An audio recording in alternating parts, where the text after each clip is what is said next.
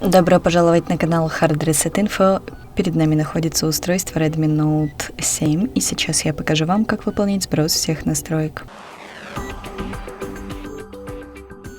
Итак, открываем настройки и проходим в раздел о телефоне. Далее проходим вниз, выбираем сброс настроек и нажимаем «Стереть все данные». Перед этим можем создать резервную копию. Нажимаем «Сброс настроек». Нажимаем «Далее»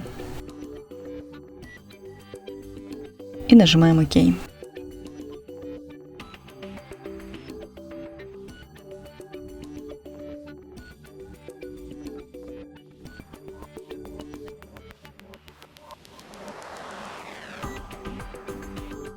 На этом все. Спасибо за просмотр. Ставьте лайки, подписывайтесь на наш канал.